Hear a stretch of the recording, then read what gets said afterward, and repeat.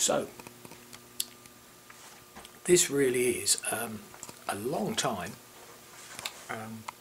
in between doing videos, so I thought, as it's a slightly special occasion I suppose, I thought that I would I'd set the scene somewhere else. So I've come downstairs. Oh, sorry about that. Come downstairs, have a walk around the house, just to show you where we are actually in. You might not be able to see that up there. We're in December. We'll just walk back in here, and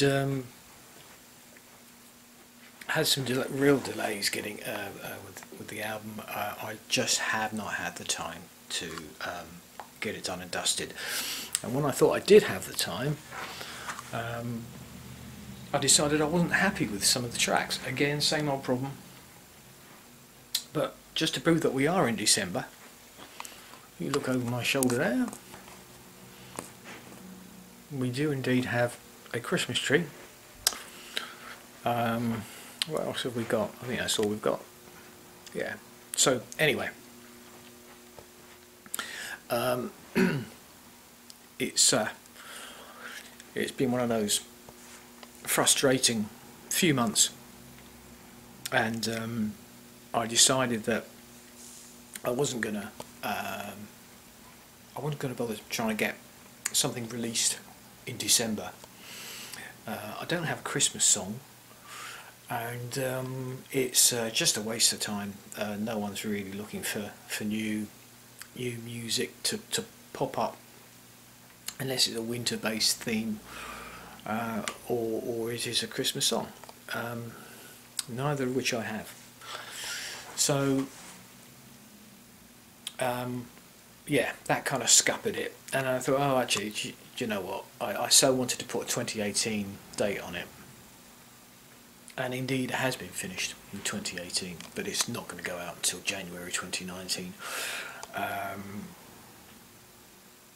And the guy that's going to do the master, the stereo WAVs tracks for the whole album, he's got a band booked in, and that was my own fault actually. I didn't get back in touch with him, busy doing other things, thinking about other things. And so when I got in touch with him in December, early December, he was very good, very apologetic, but said, look,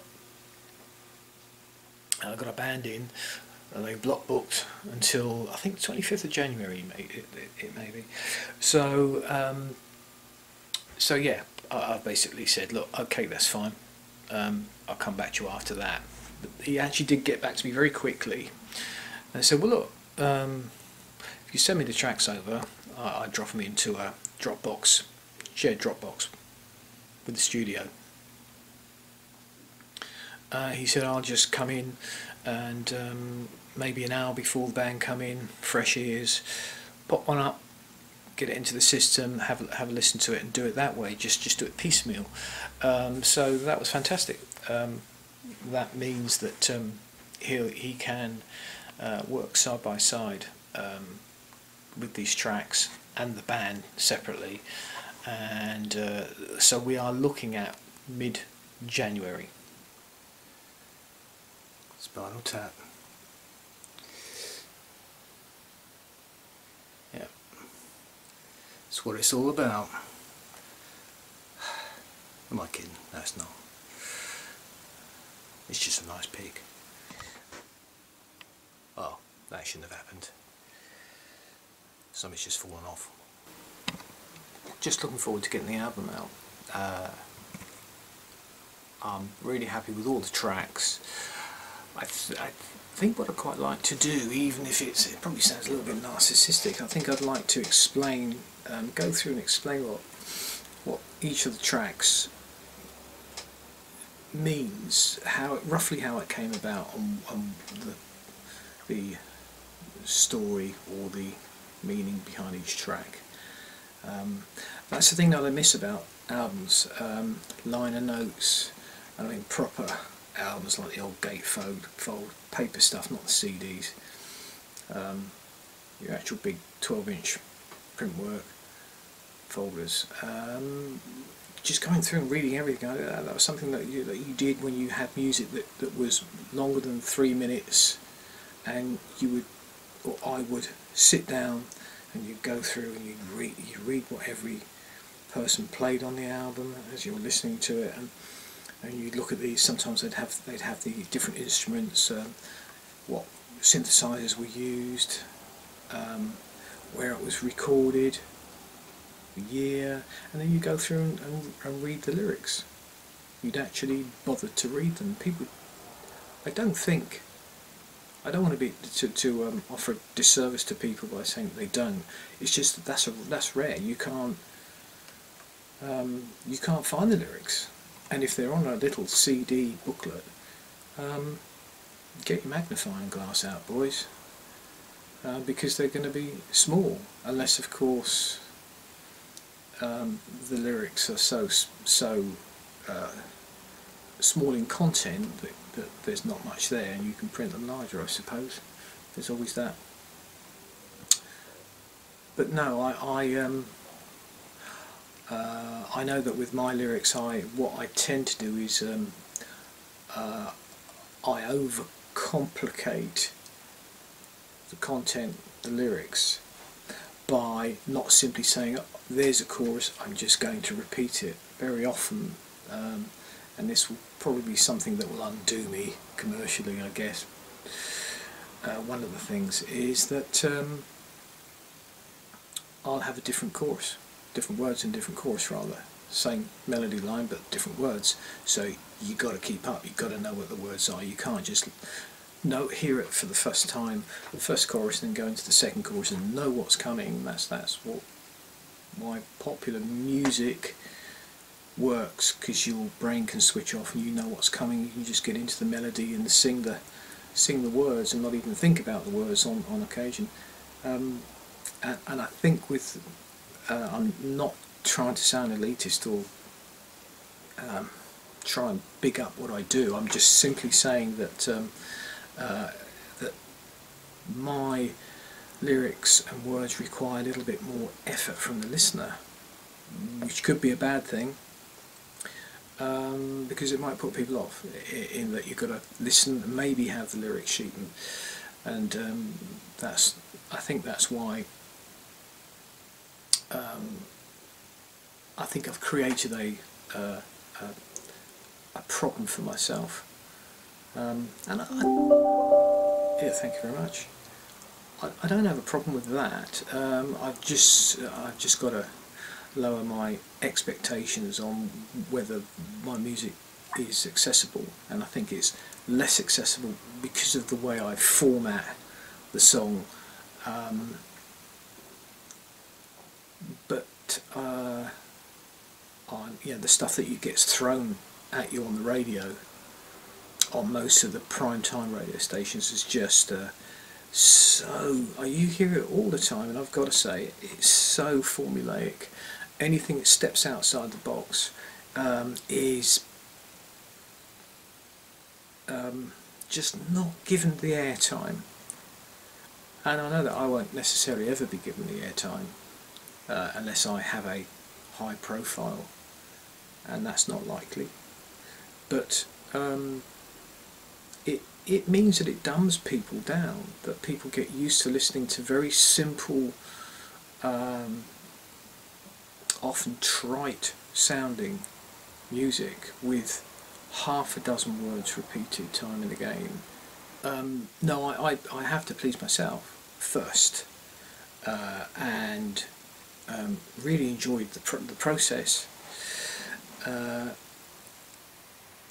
But if I didn't have the confidence in my own material, then I wouldn't want to release it. You have to. That's not being big-headed, and that's not being narcissistic. You actually there comes a point where you have to say, I think this is good enough. I think this stands up, and it won't necessarily get an audience. That doesn't mean it's rubbish. It could. I realise that my music is a drop in the ocean. But I've always done it, and I'd love to get more people feedback on it, purely from this sense of if they're into something that's maybe slightly more progressive or slightly more independent, slightly off-centre, then that's me. I'd rather find a really strong singer to do this stuff, to work with, but for whatever reason that's never happened. So I've done it myself because I know what needs to be sung and how it needs to be sung, and I suppose over the years I've gained little bits of creeping confidence. You know, it's built up in me, and I thought, actually I can kind of do this. I'll stick with my voice, but I'm not a happy singer. I'm not a confident singer. That's the one thing that I work at. That's the thing that I have to work at the most. And sometimes when a melody's there and I can just sing it, if it's in my range, which is quite a short range, then I'm a happy camper. But I know my limitations, so I tend to pull the music to work within the limitations of my voice. I also like a slightly more intimate style. I'm not a shouter. I'm not a fast, aggressive singer on the whole, although I can and have done stuff like that, but that tends not to be me. And again, it's very much based around telling a story or relating to the words much more effectively than just being a rhythm section with words, which is what a lot of stuff is now. It's just mouthing off rhythmically, and that isn't me. I'm just trying to. I think I'm just trying to justify my music. That's all I'm doing. And I have to continually justify it to myself, I think. We will see you in the new year, and it's going to be released, and it's going to be good. I like the cover as well. It's going to be good, but it may be that it's like that tree in the forest. You know, the one that you didn't hear. And it's could be that the album's going to be like that, but I'm going to try my best to get it circulated and just see what happens. And I'm really excited by the new album. I've got some new stuff I daren't listen to too much, but I just happened to pull out a few bits of exciting new music that I'm really pumped up about. So once I get Happy Yet out, I can literally scrape it off the system, archive it, and then go right on to the next one. And that'll be like a psychological spring clean for me. And I almost want to be able to put the this album, Happy Yet, out of my mind and come back to it afresh. It would be nice to hear it almost new after leaving it for a while, for a few months, and then working on new material. Of course, the danger of that is that I'll start to pick up flaws in it, and I've got to stop that. It's just a ridiculous obsession. I think we all suffer from when we put stuff out in the public domain. You know that it's become stagnant, and that will represent you. And if you come back to it and you go, there are flaws there, you're going to think that you'll be represented by those flaws as much as the overall material. And I'm guessing a lot of people wouldn't hear those flaws.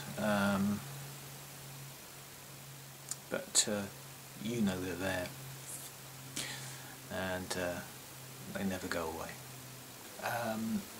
So we just have to put it out and say, there you go, that was it, that was the thing I did at that time, and I'm really pleased. It was the best I could do at that time, and in no way does it become reduced over time, because it is what it is. And I think that's probably the best way to look at it for the moment. I'm pleased with it. Proud? I don't know whether I'm proud. And you want people to feed off it, and I think it does supply some sort of sustenance somewhere. So yeah, it would be nice to have it. Yeah, in fact, that's what I'd like it to be. I'd like my album, my music, to be musical food, which doesn't give people indigestion.